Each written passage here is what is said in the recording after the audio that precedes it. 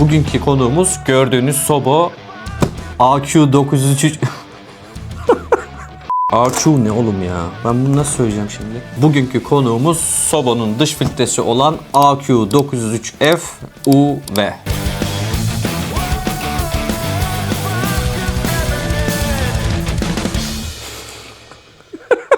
Bu videoda herhangi bir sponsorluk yok. Bu filtreyi bana Türker abicim sağ olsun doğum günü hediyesi olarak almıştı. Yaklaşık bir aydan beri kutusunda duruyor. İnanın açıp içine bile bakmadım yani. Tamamen size sakladım bu ürünü. Bu filtreyi de yeni akvaryumumuzda kullanacağız. Kutuyu açmadan önce dilerseniz üstündeki yazılara, bilgilere kısaca bir göz gezdirelim. Bu ürün benim daha önce kullanmış olduğum bir filtre değil. Fakat bu modeli kullanan arkadaşım var ve çok memnun bu filtreden. Made in China diyor. Çin'den gelmiş. Zaten soba bir Çin markası. Aynı zamanda bu videoda bir sponsorluk olmadığı için de rahatça övmece sövmece yapabileceğiz orta vadede. Çünkü ben bu ürünü birazcık deneyimleyip ona göre size bilgi vereceğim. Kutu üzerinde diyor ki AQ903F UV, yani UV kısaltması ultraviyole. Bu filtrede ultraviyole desteği var arkadaşlar. Ultraviyole lambasıyla alg, yosun problemlerini giderebiliyoruz. Filtremiz 11 watt gücündeymiş. Saatte 1000 litre çevirdiğini söylüyor. Ne kadarını çeviriyor bilmiyorum. 200-250 litrelik bir akvaryum için kullanılabilir bir filtre. Biyolojik yükle de alakalı olarak. Ultraviyolenin gücü de 9 wattmış bu arada. Ona da bakacağız. Hemen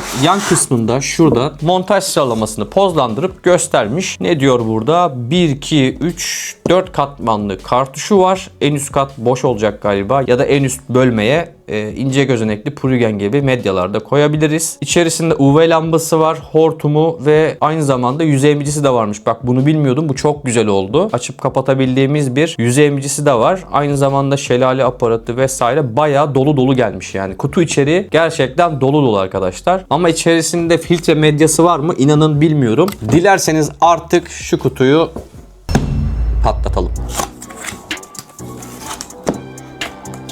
Kutumuzun en üstünde şöyle bir sünger var. Koyduk. Şöyle çıkartalım hatta. Şöyle bir abim var. Size layık. Ve içerisinden de şöyle aparatların olduğu bir kutu çıkıyor. Bunu hemen kenara aldım. Önce filtre gövdemizden başlamak istiyorum. Öf, çok güzel be. Modern ve şık bir tasarım var. Çok beğendiğimi söyleyebilirim. Gerçekten yani harbiden güzel bir ürün tasarlamışlar. Üzerinde dokunmatik bir timer düğmesi var. Bunun üzerinde 24 saat, 8 saat, 4 saat gibi UV lambayı yaktığınız timer var. Aynı zamanda bunu aktif ettiğiniz zaman şuradaki UVC yazan yerde muhtemelen ışık yanacaktır. Direkt kapağını bir açıp içini merak ediyorum açıkçası. Yani içinde sünger, biyolojik filtre, seramik vesaire medya koymuşlar mı? Emin değilim. Hatta şurada da yine bir şeyler kurcalıyorum ama. Dur bakayım. Bu ne? Ha, bu da filtreden hani ilk başta önceden Sunsun'da hortum emcikliyorduk ya su gelsin diye. Adamlar düşünmüş buna bir pompa koymuşlar. Yani filtreye su doldurmasanız da buradan pompalama yaparak filtreye su çekiyoruz. Hava yapma durumu ya da ilk başlangıçlar için güzel düşünmüşler. Taner bunu beğendi. Neyse kapattım. Haydi bakalım. Bitti.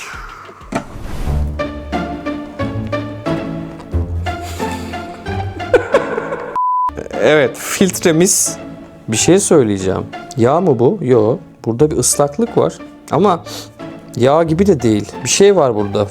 Pervaneden yağ mı akmış? Bir yağ gibi bir şey var bu arada. Görebiliyor musunuz bilmiyorum ama şöyle sağ sol yaparsam belki gözükebilir. Böyle çok ince bir yağ gibi bir şey var. Belki pervaneye fazla yağ sürmüş olabilirler diye düşündüm. Şöyle bir başlığımız var. Ultraviyole lamba. Burada birazdan hatta şimdi mi kurcalasak? Şurada bir tane vida var. Bunu açarak şu lambayı görmek istiyorum. Birazdan açalım. Ben bunu kurcalarım abi. Çok bir esprisi yok yani anlatabileceğim üzerinde. Filtremizin kartuşlarını açıyorum.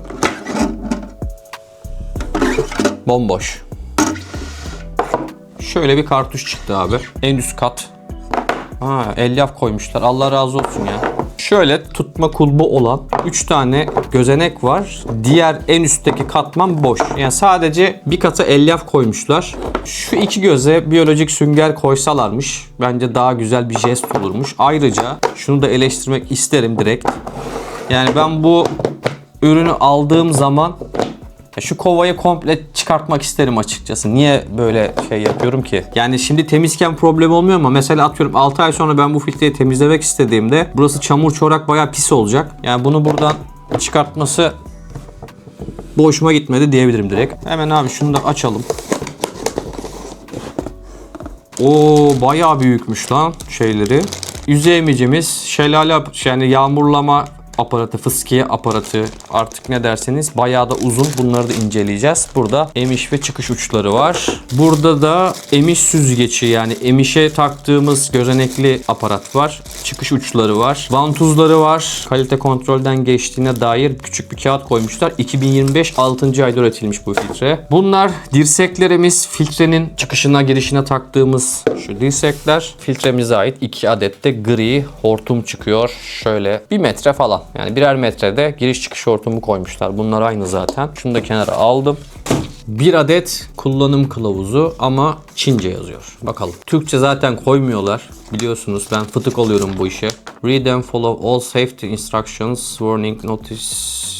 Ne diyor? Turkish, I don't know but I like shish kebap, I like İstanbul. Tabii efendim. Tamam en azından uluslararası bir dil koymuş adamlar yani. Filtremizi şu an bir toparlayalım. Nasıl bir şey olduğunu yani toplanmış hali nasıl gözüküyor en azından onu görelim. Çünkü dediğim gibi ben şu an bu videonun kutu açılışını yapacağım. Montajını yapacağız. Ben bu filtreyi kullanacağım zaman bu kartuşlara uygun medya malzemelerini doldurup akvaryum kurulum aşamasından çalıştırma, daha sonraki aşamalarda da performansını vesaire hepsini size anlatıyor olacağım. Bunun bir yönü yok galiba. Şöyle kattım tekrar müsaadenizle. Hemen abi bunları attım. Şunu da şöyle aldım. Kartuşlarımı koydum. Şunu açacağım ya merak ettim ya.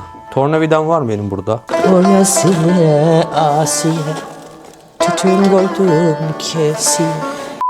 Bir tornavida alıp hemen geliyorum. Abi ben açarım. Ben böyle malzeme yok sıfırmış yok garantiden çıkarmış anlamam abi. Ben böyle incik incik uğraşırım. UV lambayı merak ediyorum. Çalıştırmayacağım merak etmeyin. Yani nasıl bir şey olduğunu görmek istiyorum. Daha önce Eheim'in pond filtresinde görmüştük zaten. O biraz daha farklıydı. Osram'ın bir lambası vardı UV lambası. Bunda nasıl bir ürün var görmek istiyorum sadece.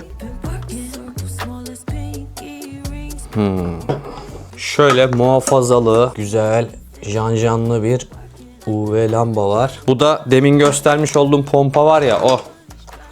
Şu. Motor pistonu gibi bir şey. Bunu da çıkartmak istersek bu muhafaza camı bu arada arkadaşlar. Bunu da sökelim. Yani bu filtreyi alacaklar A'dan Z'ye her şeyini görsün ki ya siz açmayın diye ben açıyorum aslında. Sesi duyuyor musunuz? Şu muhafazası cam. Burada kırmızı bir o-ring var su geçişini engellemek için. Burada temas etmemesi için ve ayrılmaması için şey koymuşlar. Lambaya el sürmüyoruz. Sizin de bilginiz olsun. Parmak izi kalmayacak. Ama bunun üstünde parmak izi var lan zaten.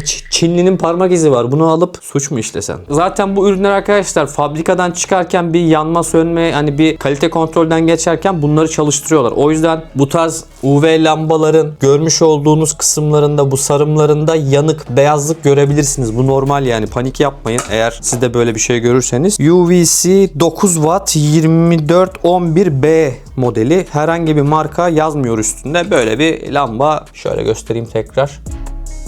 Ben de meramı gidermiş oldum. Lambayı takan Çinli'nin parmak izleri bak. Ben bu lambaya bu ampule hiç elimi sürmedim bu arada böyle geldi. Şimdi abi kapatıyoruz. Nazikçe.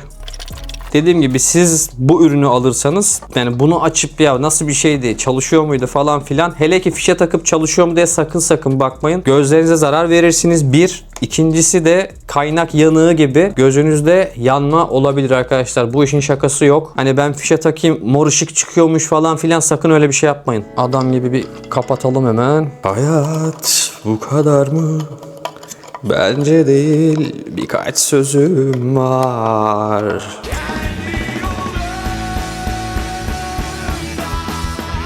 Topladık tekrar motor ve UV'mizi yerine takıyoruz. 4 tane kilit kulağı var. Yani bu filtreden ben şu ana kadar su sızdırdığına dair hiçbir şey duymadım bu arada. Bunlar da bizim şuralara taktığımız. Evet doğru takıyor. Zaten burada bir kilit var. Çıt diye bir ses geldi. O ses geldikten sonra da bunun yönünü yapabiliyoruz. Yani bu burada düğmeli arkadaşlar. Bu düğmeye basarak açıyoruz. Onu da söyleyeyim, geçirmeli. Şu çıt sesi gelecek. Şu an kilitlendi yani. Şurasında bir tuş var. Hatta direkt bastırıyorsunuz. Ben gibi çevirmeseniz de olur. Bu kulaklardan açma, kısma, debiyi ayarlayabiliyorsunuz. Sizin için şöyle hemen hortumu takayım. Ya buraları videoya koymayabilirim ama emin de değilim yani. Ya da ilerleyen videolarda bu toplama kısmını göstermeyebilirim. Takamayuruk, zadamayuruk, yabamayuruk. Böyle bir filtre. Kaba montajını yaptık diyelim şimdi filtrenin. Abi sen de ne öttün ya. İlk paketimizi açıyorum. Bir adet yağmurlama aparatı var. Bir adet daha var. Bu tahminimce şu yüzden. Eğer büyük bir akvaryumda, büyük bir alanda fıskiyeleme, yağmurlama, şelaleleme yapmak isterseniz bu ikisini birleştirip şöyle ikili olarak da kullanmanız için. Bunu şu an takamadım ama yani ikisi birleşiyor. Şöyle büyükçe bir, ne kadardır tahminimce 25 santim kadar su çıkışı sağlayabiliyorsunuz. 2 tane göndermişler. Bu güzel bir düşünce. Zaten bu ürünleri biliyorsunuzdur. Birçok filtreyle birlikte geliyor. Aynı zamanda burada da kısma açma varmış. Bak bu da güzel. Bu neyin acaba? Şöyle mi olacak? Nasıl olacak? Bu böyle duracak. Evet. Çıkış mı? Evet, çıkış. Şu emiş. Kafam karıştı da bir an, kusura bakmayın. Şunu çıkartıp emişi nasıl ya? Tamam, buraya hortum girdi. Burası emiş. Bu böyleydi. Tamam mı? Tamam. Burada bir anlamadığım nokta var. Bunu anlamak için hemen şu paketi de açacağım. Şunu da açalım abi. Burada bunların bağlantılı parçası olabilir bu arada. Çünkü şu an anlayamadığım bir montaj var burada. Şu emiş ucumuz çok fazla büyük geldi bana, bu boşluklar. Buradan yetişkin karides geçer. Küçük salyangozlar geçer. Yavru balıkları çeker. Yani bayağı büyük. Açıkçası hani büyük akvaryumda büyük balık bakıyorsanız hiç problem olmaz. Ama sürü balıkları bakıyorsanız küçük tetra gruplarından, rasboralar vesaire, bu emiş ucu çekebilir. Bu biraz riskli. Bunu modifiye edebiliriz. Çıkış ucu Sunsun manda gözü olanlardan. Şu hava olayı çok dandik bir şey. Bunu zaten kullanmıyoruz da. Tamam, vantuzlarımız var. 2, 4, 5 tane vantuz var. Bak şu emiş ucunu kullanabiliriz. Evet, bu daha mantıklı oldu. Çok şık bir şey değil ama akvaryumunuzun köşesine vesaire bitkilerin arkasına saklarsanız bir problem yaratmaz. Bundan yine küçük karidesler geçer. Yavru balıkları da çekebilir ama diğerine nazaran daha küçük. Onu söyleyeyim. 2 tane emiş ucu göndermişler. Şimdi benim anlamadığım nokta şu. Bu çıkış. Çıkış ucumuz. Değil mi? Evet, bu bizim çıkış ucumuz. Bunu takabiliyorum. Hatta şu havayı çıkart, bu ne ya? Buradan ama yani böyle bir emiş ucu olan filtreye de şöyle Sunsun 603'ün çıkış ucunu göndermezsin yani. Şu bana saçma geldi. Çıkış ucu çok saçma geldi. Bunu buradan döndürerek akvaryumunuzun genişliğine göre buradan verebiliyorsunuz. Yani şu filtreye şu çıkışları yakıştıramadım abi. Bence kullanışlı değil. Daha büyük ağızlı böyle, yani şunun büyüğünü koysalarmış bence daha güzel olur. Sonuçta bir şey diyemiyorsun. Fiyat performans ürünü olduğu için ben yine eleştirimi yapayım. Burası da emişimiz. İstersek dediğim şu büyük emiş ucunu takabiliyoruz. Ya da şunu demin bahsetmiştim ya. Şu vites topuzu gibi olan. Aynı zamanda burada yüzey emicimizin olduğu ayrı bir aparat var. Böyle duruyor diyelim. Bunu en yükseğe alsak şöyle kalacak. Bunu çevirebiliyoruz tabii ki. Şöyle. Tamam ya, bu iş yapar yani. Şunları kullanmam da mecbur kullanabiliriz. Tabii akvaryumumuzun yüksekliğine göre bunları da böyle uzatabiliyoruz. Mordor'un şeysi gibi oldu ama akvaryumumuzun yüksekliğine göre de ekleme çıkartma yapabiliyorsunuz. Örneğin benim akvaryumum sığ olduğu için ben bunu mecbur kullanacak mıyım şimdi? Ben şimdi bunu mecburen mi kullanacağım? Yüzey emiciyi koydum. Sığ bir akvaryum kullanacağım. Zaten cam buraya dayanacak. Bunu buraya takıyor olabilmem lazım. Yüzey emici de şuraya kalkacak. Benim bunu buraya takıyor olabilmem lazım. Takamıyorum şu an. Her halükarda diyor bunu kullanacaksın diyor. Bunu kısaltsak. Ben bunu kısalttım diyelim. Taktım. Şöyle bir şey oldu abi.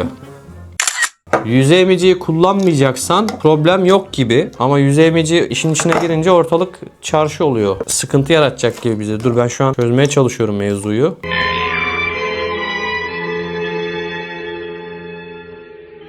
Yok abi, sıkıntı.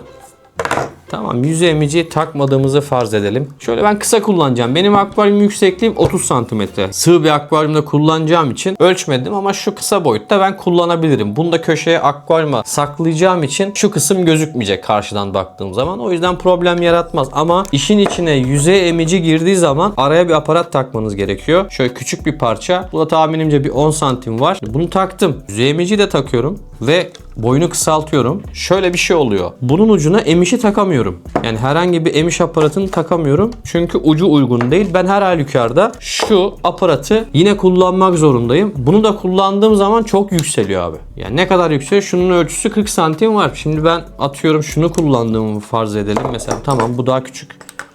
Bunu taktığımı düşünelim. Yani burası nereden baksan 35 santim en az. Yüzey emicili haliyle kullanamayacağım. Yani şu özellik beni biraz rahatsız etti diyebilirim. Şimdi çıkartıyorum şu zımbırtıları. Aslında buradan sonrasını çok da konuşmaya gerek yok. Ürün gerçekten premium bir his veriyor. Yani şöyle söyleyeyim. Ürünün kartuşları birazcık dandik plastikten yapılmış hissiyatı veriyor. Ama tamamen fiyatına ve vereceği performansı ön planda olduğu için çok takılmıyorum o konulara. Filtrenin gövdesi çok güzel. Çok şık tasarlamışlar gerçekten. Kasanın altında da kauçuk ayaklar var. Hani kaydırmaz. Filtrenin en büyük eleştirdiğim noktası, abi böyle büyük bir dış filtreye şu çıkış ucunu da vermezsin yani. Ya da şu şelale aparatı okey, hani 2 tane birden kullan kardeşim, akvaryumun büyüktür anlarım da bu nedir ya? Ben bu filtreyi yüzey emiciyle kullanmak istediğim zaman emiş ucu çok yükseliyor abi. Ya şu nerede? Bir de bunu eklediğiniz zaman düşünün işte şuraya. Çok saçma bir olay var burada. Bunu beğenmedim. Ben bu filtreyi dediğim gibi güzelce bir deneyeyim abi. Akvaryuma takayım. Emişi nasıl, çıkışı nasıl, UV'sini kullanır mıyım emin değilim. Ki muhtemelen kullanmam, bir ciddi yosun problemim olmazsa. Orta vadede birkaç ay şu filtreyi bir deneyeyim. Daha sonraki süreçte de zaten sizlerle güzel bir övmece sövmece yaparız. Ben şimdi kaçıyorum. Bir sonraki bölümde görüşürüz.